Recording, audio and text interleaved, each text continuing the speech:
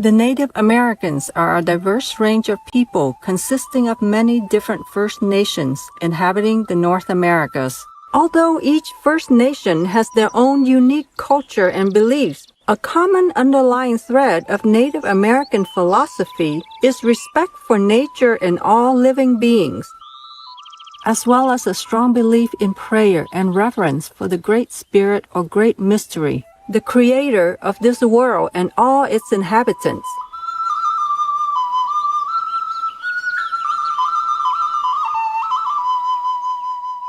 Dr. Charles Alexander Eastman, or Ohiesa, was a Santee Sioux. He was raised by his grandmother and uncle in the ways of the Sioux First Nation, and there was taught the traditions, stories, and beliefs of their people since time immemorial. As an adolescent, he attended school, and as a young man, attended Boston University Medical School and was one of the first Native American certified doctors. In order to help his people, he worked as a reservation physician, tirelessly caring for the wounded, injured, and ill. During this time, he saw the need for improvement of the conditions of Native American people. Later, he co-founded and was president of the Society of American Indians, which was formed to address Native American rights. Dr. Charles Alexander Eastman, or Ohiesa, believed that the understanding of Native American values and preservation of their identity would be beneficial to society as a whole. Later, he became an author and lecturer, using his deep knowledge on the ways of the Sioux as well as his understanding of modern society to educate the public on the contributions of First Nation people to American culture and civilization. During his lifetime, he wrote 11 books. Some have been used in school curriculums, and some have been translated into many other languages for all to enjoy. He is considered one of the most prolific authors and speakers on Sioux ethnohistory and American Indian affairs of the early 20th century. Today, we are blessed to present to you The Great Mystery from the book The Soul of the Indian, an interpretation by Charles Alexander Eastman, Ohiesa. The Great Mystery. The original attitude of the American Indian toward the eternal, the great mystery that surrounds and embraces us was as simple as it was exalted. To him, it was the supreme conception, bringing with it the fullest measure of joy and satisfaction possible in this life. The worship of the great mystery was silent, solitary, free from all self-seeking. It was silent because all speech is of necessity, feeble and imperfect.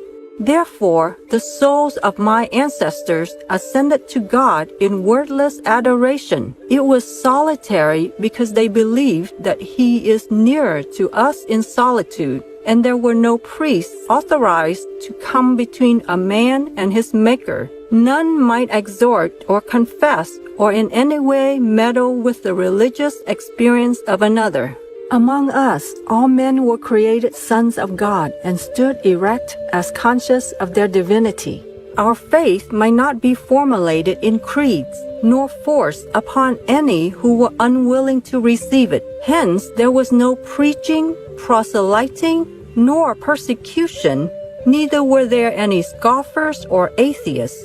There were no temples or shrines among us save those of nature.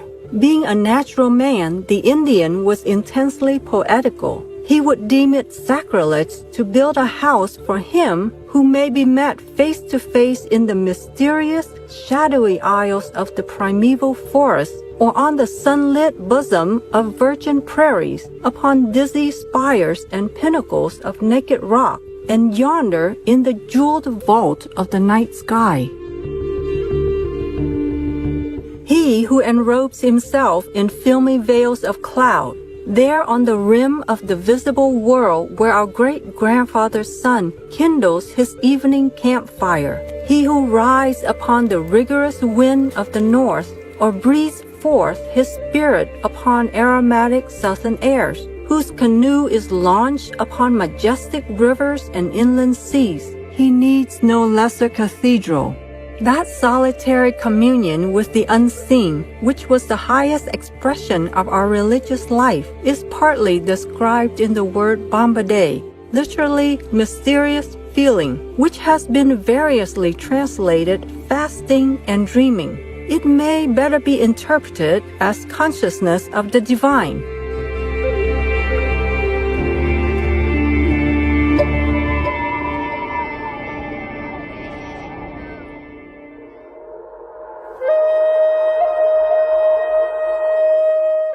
The Native American religion forbade the accumulation of wealth and the enjoyment of luxury. To him, as to other single-minded men in every age and race, from Diogenes to the brothers of St. Francis, from the Montanists to the Shakers, the love of possessions has appeared a snare, and the burdens of a complex society a source of needless peril and temptation. Furthermore, it was the rule of his life to share the fruits of his skill and success with his less fortunate brothers. Thus, he kept his spirit free from the clog of pride, cupidity, or envy, and carried out, as he believed, the divine decree, a matter profoundly important to him. It was not, then, wholly from ignorance or improvidence that he failed to establish permanent towns and to develop a material civilization. To the untutored sage, the concentration of population was the prolific mother of all evils, moral no less than physical. He argued that food is good while surfeit kills, that love is good but lust destroys, and not less dreaded than the pestilence following upon crowded and unsanitary dwellings was the loss of spiritual power inseparable from too close contact with one's fellow men. All who have lived much out of doors know that there is a magnetic and nervous force that accumulates in solitude and that is quickly dissipated by life in a crowd.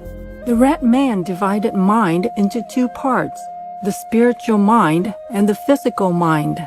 The first is pure spirit, concerned only with the essence of things, and it was this he sought to strengthen by spiritual prayer, during which the body is subdued by fasting and hardship. In this type of prayer, there was no beseeching of favor or help. All matters of personal or selfish concern were recognized as emanating from the physical self. The rites of this physical worship, again, were wholly symbolic, and the Indian no more worshiped the sun than the Christian adores the cross. The sun and the earth, by an obvious parable holding scarcely more of poetic metaphor than of scientific truth, were in his view the parents of all organic life. From the sun, as the universal father, proceeds the quickening principle in nature, and in the patient and fruitful womb of our mother, the earth, are hidden embryos of plants and men. Therefore, our reverence and love for them was really an imaginative extension of our love for our immediate parents, and with this sentiment of filial piety was joined a willingness to appeal to them as to a father. For such good gifts as we may desire, this is the material of physical prayer. The elements and majestic forces in nature, lightning, wind, water, fire, and frost, were regarded with awe as spiritual powers, but always secondary and intermediate in character. We believed that the Spirit pervades all creation and that every creature possesses a soul. The tree, the waterfall, the grizzly bear, each is an embodied force and as such, an object of reverence. The Indian loved to come into sympathy and spiritual communion with his brothers of the animal kingdom, whose inarticulate souls had for him something of the sinless purity that we attribute to the innocent and irresponsible child. He had faith in their instincts as in a mysterious wisdom given from above.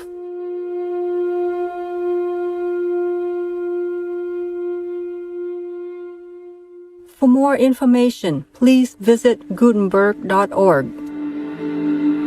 Loving viewers, We are so glad that you could join us today for Words of Wisdom.